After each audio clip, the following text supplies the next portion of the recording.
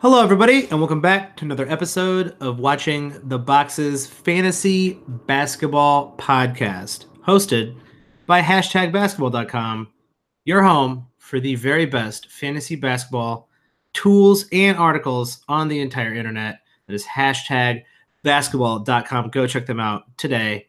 I am your host, Mike Catron, and joining me as always, well, not always, just most of the time, is my co-host, Tyler Watts. What's up, Tyler? Michael, I was thinking about this today. Oh. What could you possibly have been thinking about today? Okay, so if you could only eat one food for the rest of your life, what would it be? That's tough. That's not a favorite food. That's you could eat it all, basically for every meal. Is that the stipulation? Yeah. That's really That's a tough one. You get bored of almost legitimately anything. And I think like pasta is a cop out because you couldn't just I could just do a bunch of different sauces. Like that's not the same meal. I don't know, like a good roasted chicken. You could probably eat that for every single meal. Yeah.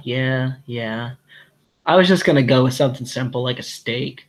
I feel like you could just eat meat every meal, be okay. You'd survive. You'd be dead by 45 eating red meat for every single meal for your entire life. Yeah, but it would be good. It would still taste good at least. You know what? The proper answer is probably fish. Like a good fish. I was also thinking about maybe just like a generic like ham or turkey sandwich.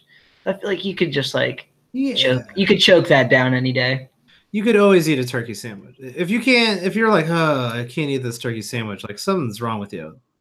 A turkey sandwich is like the most standardized, I need something to eat sandwich of all time. And you could have everything from like a boring ass turkey sandwich to like a gourmet, really, really nice turkey sandwich that can, like with arugula and brie on top of it, like all sorts of crazy shit. They can, like, turkey sandwiches can be all sorts of different levels of I guess, complexity, which is really weird to think because it's a pretty simple sandwich. I think that might be the answer. Just the turkey sandwich. A good turkey sandwich, like a solid turkey sandwich. Grilled cheese. You could always eat grilled cheese. That's a good one too. Soups. I don't know. I don't think I would not wish that. That feels like a form of torture, having to eat the same meal every meal for the rest of your life. Yeah. That feels like a form of torture. Think about it, man. I like sometimes make too much food and then have leftovers like 2 times in the same week. So I have basically the same meal like 3 times in a week to not throw it out. And by that third time, I'm just like, man, why am I eating this again? It's just depressing by the third time. So imagine like the third time. The third time would be like in one day. So then like by tomorrow, you just be like, man, I don't want that. But imagine like the third week of that. You'd probably just end it. So there's something to think about. It's just something to think about. That reminds me of there's a guy, I don't know what the world record is. I could probably just look it up. There's a guy who has the world record for hiccups. Like everybody knows how bad hiccups are. I think the world record here, oh my God. He continued hiccuping from 1922 to 1990. Wait, what? Yeah, Guinness Book of World Records. He just had, dude, who was following him around watching him hiccup for like 70 years? Yeah, there might be some a question. During the first few decades, he hiccuped up to 40 times a minute. Dude, no way. This guy's life was a hiccup. Like all he did was hiccup. To 20 minutes in his later years. 20 a minute. That's like every other second. 20. That's 20. Like the low is every other second. How quickly, if you had the hiccups, would you think about killing yourself? If you had uncurable hiccups, even 10 times a minute. I don't know. I feel like what makes hiccups bad is that it's really annoying. But like, if you had it all the time, you just get super used to it. Maybe. I don't know. I think I'd end it all. I don't know. I think you'd get super used to it and it wouldn't be that bad. You guys don't, suicide is not an answer, guys. If you don't don't take my casual. I still want to learn more about this guy. Don't take my casual use of killing yourself like Derrick Rose seriously. So like me and Derrick Rose casually talk about suicide. Shouldn't casually talk about it. It's a very serious problem. I still want to know more about this guy who hiccuped for 70 straight years. Like how did this happen? Who knows? But let's go quickly run away from these subjects and talk about what we're here to talk about, which is week 14.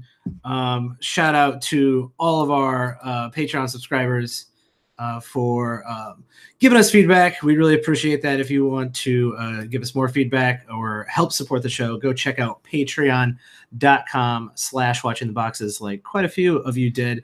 The listener Second Chance League is about to finally be done with the draft, and so we will be giving updates on that Second Chance League on the show.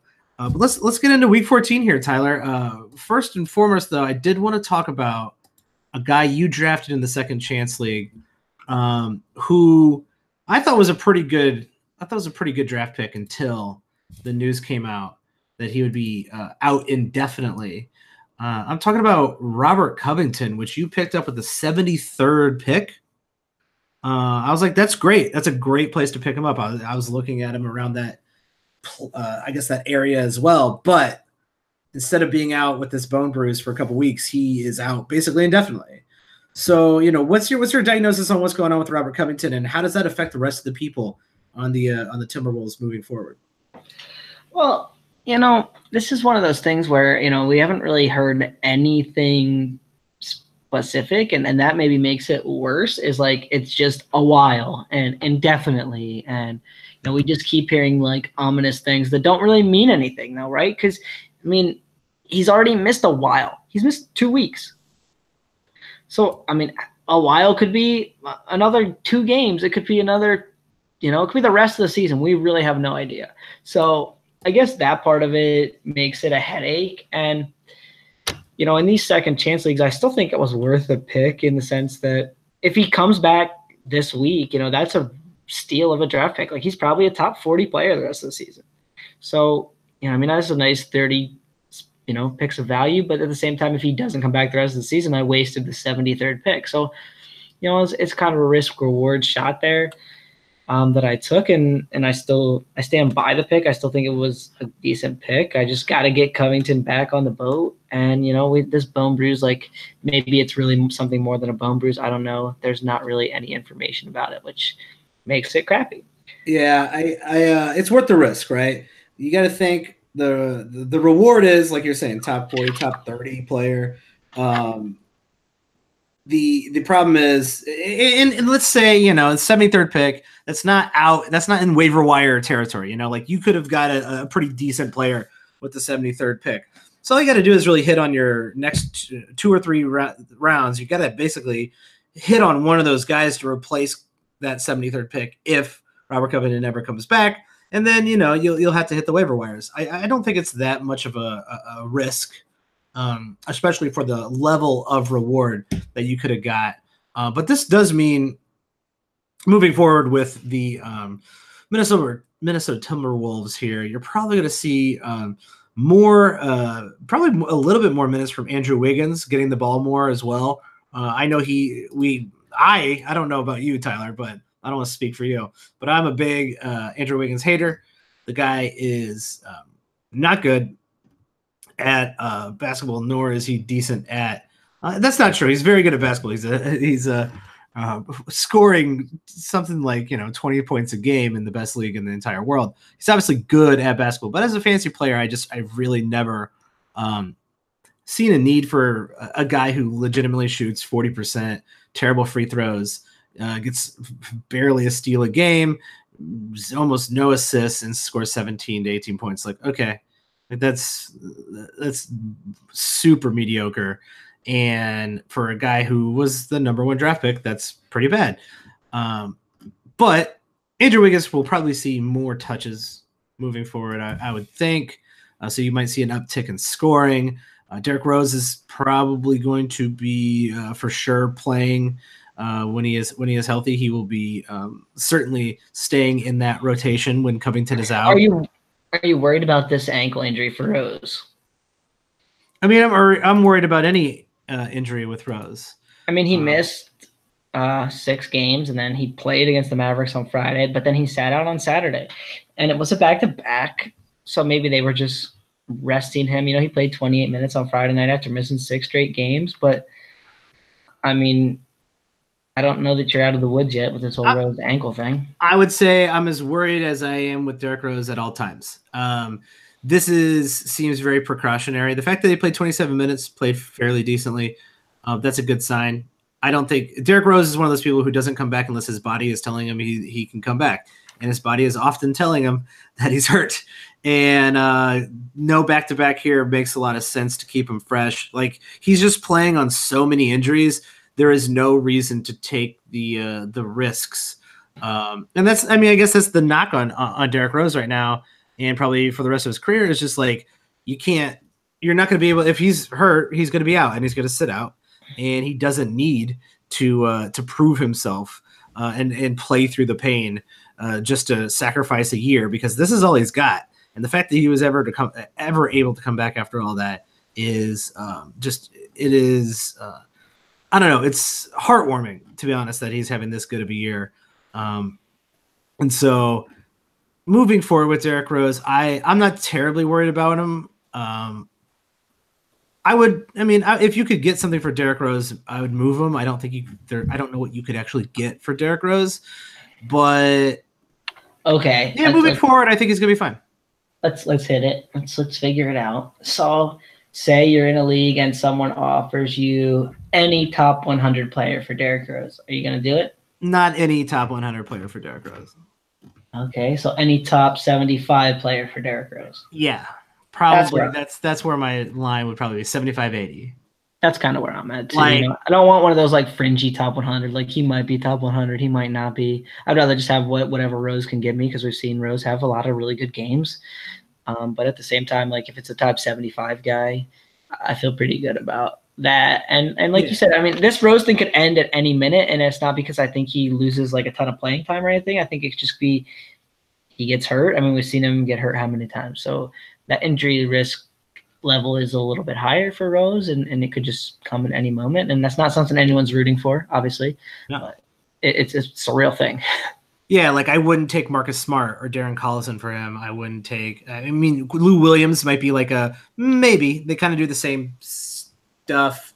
Derrick Rose has been better this season. Lou Williams could be better later this season, depending on, how much he's going to play. But that's probably where my line is for Derrick Rose, because Derrick Rose has been a standard league contributor all season. Fair enough. Let's go into week 14. Tyler, you have your weekly article up on #basketball.com, your week 14 primer. And this is a really weird week. We have the Knicks and the Wizards going to London, minus the fantastic Enes Kanter to play. And so they are only playing one game this week, really putting a lot of people in a hole going into this week. And then there are 2 teams with 2 games this week. The Hawks and the Mavericks are only playing twice this week. So this really could be, if you have a assortment of Hawks and Wizards and Knicks on your team, you could really be in for a pretty big hurt. Well, you're probably hurting in the standings if you have an assortment of those players. But yeah, that's true. There's only probably like 1 or 2 players on each one of those teams that's worth a damn. But when it comes to the weekly schedule, you got 10 games on Saturday. 10 games on Saturday, and only 3 games on Sunday. So kind of going into the primetime Sunday NBA schedule like they do in the winter, once NFL has kind of disappeared. So Tyler, what's kind of the advice going into week 14? So I'll ask you a question first. Okay. Would you start any Nick or Wizard in a weekly lock league? Oh man. Probably not. Maybe a Bradley Beal, maybe a Luka Doncic. Well, the Mavericks, I mean, I could see maybe throwing in Doncic, maybe, you know what I mean? I'm probably going to go with no, actually. Just because, I mean, Doncic has been playing really well, and if Dennis Smith Jr. stays out, then you could legitimately get 20 assists and 60 points from Doncic. Like he's scoring right around 30 a game in the last 3 games. So I mean, I could maybe see that one. The Bradley Beal thing, like even if he drops 40 points, and he drops a 40 and 10, 40 and 10 assists. Well, if you start somebody averaging 10 points and a whopping 2.5 assists a game is playing 4 times, you're going to get better production than Bradley Beal. So I would probably not start anyone from the Knicks or Wizards at all. Yeah, that's probably pretty good advice. And then Mavericks, I mean, maybe Doncic, like I'd think about Doncic, but it would probably have to be a pretty deep league with a pretty barren waiver wire. Like I really wouldn't want to start Doncic if I could start somebody pretty decent playing 4 games. Yeah, and if you're in a standard league with 10 to 12 people playing, there's plenty of guys on your waiver wire who should be able to do in 3 to 4 games what almost any player in the league can do in 2 and definitely in 1 game. So, definitely with the Wizards next, probably not worth starting anybody. Doncic might be the guy that gets started out of here, but I would rather look at that waiver wire. And there are a lot of, like I said, a lot of good players out there, not under 50% owned, that you have out here on the list. One of the guys that stands out to me that I was surprised to see on this list, because I figured he would be owned in more leagues, but he barely makes the cut, 49% owned. Kelly Oubre Jr., who has had a great couple weeks here, heading up into at the start of the new year. He's basically had a good couple weeks, playing around 25 minutes a game. Why do you like Kelly Oubre? He's very high on your list. Well, I mean, the list is not as good as it is some weeks, and that just has to do with there's not as many teams, right? With the 4 games, there's only 8 teams, whereas a lot of times there's somewhere around 10 to 12 teams. So that cuts the list a little bit to begin with. So that's what we're saying. And really, some of the teams on the list don't really have anybody that's worth starting. So some of these guys get pushed up a little bit higher than they normally would. As far as Oubre, like, he's getting you nearly a steal and a block per game, which you like, and he's scoring like 12 points a game, which on the waiver wire, especially if you're looking under 50% in Yahoo, like, save for a couple players like Colin Sexton and Jordan Clarkson, who are just 1 category contributors, 12 points is about as good as it gets. So, Oubre is not anything special. And like you mentioned, he's only playing like 25 minutes a game with the Suns. But at the same time, 12 points, a steal, a block, and 1.5 3-pointers over 4 games can win you your week. Yeah. And I liked him going into Phoenix. I wish he was playing more minutes there. But it does allow him to get out of Otto Porter's shadow in Washington, and I think there is still potential Kelly Oubre Jr. moving forward. Could be, if the Suns decide to stick with him and give him more minutes, could be a nice little standard league player. So the question becomes really, whose minutes do they cut when Devin Booker comes back? Yeah. Josh Jackson maybe? And Josh Jackson was kind of the guy who was on the outside looking in a little bit before they traded for Oubre. And they had Trevor Ariza, who basically plays the same position. They kind of made a like-for-like swap there. It will be really interesting, though, because it could be Oubre, it could be Mikal Bridges. Like, who knows what this Phoenix team's doing? I'm not sure they know. I mean, they're collecting like this massive wings with T.J. Warren and Devin Booker, Mikal Bridges, Oubre, Josh Jackson. I don't know that strategy is going to work out, but it is something. And really, what they should do is they should play Devin Booker more at point guard. I don't know if they'll do that, but that's really what they should do. Yeah, that would be ideal. Hopefully, Devin Booker can stay healthy moving forward as well. Josh Jackson, another guy on this list since Booker is out, a good streamer for this week. I want a good call, obviously, Tyler, on your Bismack Biyombo. He is still getting enough minutes per game with Cody Zeller still being out to get rebounds and blocks, and that has been he continues to contribute there. Yeah, and he's only owned in 8% of leagues in Yahoo, which that's a mistake. I mean, 8 rebounds is a lot, and he's getting you a block a game.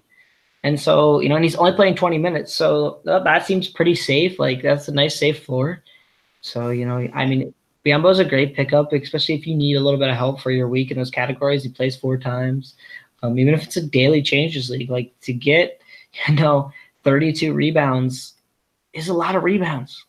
It's a ton of rebounds. That legitimately could win you. And let's just say he accidentally plays, 28, 29 minutes in a game.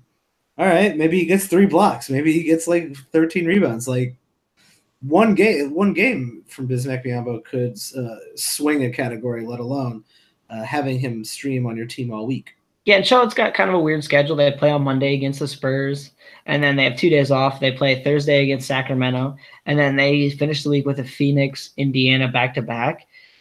I mean, I could see him playing quite a bit against some of those teams, right? Like a lot of those teams have a bigger center that he would match up against, right? Phoenix, maybe Dan, Ayton's not really going to stretch out that much here, so you got to think he's going to play some minutes there. Maybe Miles Turner's back. Maybe he matches up on Sabonis, but like neither one of those 2 guys is – a super, super bad matchup. And then the Kings got Willie Cauley-Stein, who's going to play some minutes. I mean, they're not great matchups, but they're not terrible matchups. Like I could see Biyombo playing, 25 minutes in a lot of those games. Yeah, it's certainly possible. And I think super underrated, apparently Bismack Biyombo went from super overrated just a year or so ago to being super underrated in the fantasy world. And, what I couldn't believe was, out of those stats. What I couldn't believe was like they traded for him and then he just wasn't playing at all. Yeah, that was very strange. And they have Willie Hernangomez, but like I don't know, Biyombo seems like a good plug and play center in a lot of matchups. Yeah, Biyombo's a perfectly good off the bench center. Like it was very surprising that he went from still being a backup to never not playing at all. Like that just felt strange. I don't know what's going on there, but now he's got the chance. He's getting those minutes, and you can basically benefit from the minutes that he's getting. Another player on your list here that I'm surprised to see, not because I thought he was owned in a bunch of leagues, but for the fact that he's just been hanging around standard league relevancy for this, basically for most of the season. And I'm just still shocked that he's there. Like we were really kind of in and out on this guy, but he is just consistently doing enough across the board. And I'm talking about Brian Forbes for the San Antonio Spurs. He's just averaging enough to be relevant. Yeah, and I mean, there's nothing special about it. He's kind of playing shooting guard. He's kind of playing point guard. Like he's just a guard on that Spurs team, and he's giving you 12 points a game, which I didn't see coming into the year. With some rebounds, some assists, some 3-pointers. Like Forbes is a fine ad, and he honestly probably should be owned in more than 35% of Yahoo leagues. Like, yeah, I would think so too. And he's got 4 games this week, and those averages add up fairly quickly. He's slow, he's steady, he's not interesting. He's never really gonna throw. He's not gonna throw up a 50-point game. Watch him throw a 50-point game up this week, but he does enough to be just on the outskirts of being standard league relevant, and that's a really good streamer to have because he just continues to stay right around almost relevant. I'm with you there. This is a weird week, Tyler. Looking at the schedule, and if everybody wants to check out that top 10 list of guys to pick up, go to #basketball.com. Go check out Tyler's article. But for the scheduling this week, if you're looking to stream, you're looking for back-to-backs, there's not a whole lot of opportunity here. The games are pretty well evened out throughout the week up until Saturday where there's 10 and Sunday where there's only 3. And then Monday of next week, there's 11. So kind of a very strange week. And when I look at all the back-to-back streaming you have here, a lot of the teams that are actually capable of doing a back-to-back don't really have anybody who's on the waiver wire that's worth picking up. Yeah, I mean, we see the Warriors and the Bucks there, and they're just not playing a ton of guys. I'll mention, though, that maybe this is the kind of week where you make a couple pickups at the beginning of the week, and you play it more like a weekly league, where you make a couple pickups at the beginning of the week and just ride with the guys. Like, okay, I'm going to give 4 games out of Bryn Forbes. It's not going to be back-to-backs necessarily, but it's going to be 4 games of solid production. Or, maybe you go for a guy like DeAnthony Melton, who's getting some crazy good steals and block numbers in the last 10 games. He's only playing like 25 minutes a game, but I mean, he's averaging 1.9 steals and 0.9 blocks in the Suns' last 10 games. He's owned in 8% of leagues. Like, that's special from a guard. Maybe just pick up a guy like that and just ride him for the week. Yeah, get those maybe get those guys in early. The guys are going to play 4 games, and they're going to either fit on your roster or they're not, and you're going to be able to start them. So do a little research, and if you want to do some of that research, #basketball.com does have a advanced schedule that you can see when teams are playing, what days. It's very, very useful. And you can go look and see what days you have open rosters at. Maybe, you get rid of one of your crappy bench players. You pick up Brian Forbes. You pick up, Kelly Oubre Jr. And you get them to play more games this week than whoever was on your bench would have. And then after you get those first couple of pickups, at the end of the week, you can start looking ahead to week 15. Because that seems like probably if the only way to do a successful stream is to get in a Sunday, Tuesday type of stream. So you get somebody who actually, somebody from the Suns, somebody from the Timberwolves or the Clippers here that Tyler goes into great detail about who on those teams you should pick up and why. You can get them to play on the last day of the week on Sunday, and then you will get those stats on Tuesday of next week without having to pick somebody up and save those streams for next week. Yeah, we always talk about that being a winning strategy, right? This, kind of using streams in one week that are going to help you in the next week. And so it's always a good idea to kind of go on #basketball.com and look at the week, not only that you're playing in, but the week ahead. Maximizing your games is really important. And that's a great way to just, take 2 matchups. And when we look ahead to next week is another kind of crazy week in the sense that half the days have double-digit games, and the other half have 4 or 5 games. So it's really, really weird. It is a really weird schedule. A lot of teams are playing 4 games. Over half the NBA is playing 4 times. There's only 2 teams playing twice. And you have kind of a strange schedule where there's not going to be a lot of streaming. Like Tuesday, Thursday, Saturday, probably the only 3 days for streaming. You might be able to stream on Sunday because there's only 9 games. Every other day has, double-digit games.